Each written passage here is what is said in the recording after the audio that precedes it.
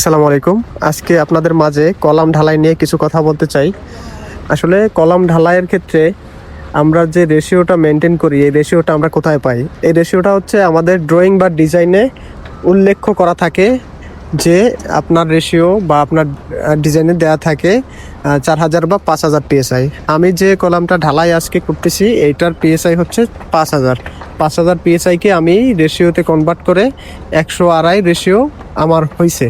এখন এইটাকে আমি বস্তায়, যেহেতু নিজস্ব কাস্টিং কলাম তো আস্তে আস্তে ঢালাই করতে হয়, তো সেক্ষেত্রে আমি বস্তায় কনভার্ট করে ঢালাই করতে পারি বা টুপিতে কনভার্ট করে ঢালাই করতে পারি, সেটা অন্য বিষয়। কিন্তু আপনার কলাম ঢালাইয়ে সবসময় আপনার মোটরটা ঠিক আছে কিনা, আপনার মশলাটা ঠিক হচ্ছে কিনা, ঢালাইয়ের রেশিও ঠিকভাবে মেনটেনেন্স হচ্ছে কিনা, সেটা কিন্তু দেখবার বিষয়। আপনি যদি এটা ইনশিওর করতে পারেন তাহলে আপনার কলাম হবে মজবুত এবং টেকসই, এবং আপনার কলামের ফিনিশিংও সুন্দর আসবে। যে কলামের রেশিও সুন্দর না, সেই কলামের আপনার ফিনিশিং কিন্তু সুন্দর আসবে না, অনেক জায়গায় হানিকম বা অনেক ঝামেলা দেখা দিবে।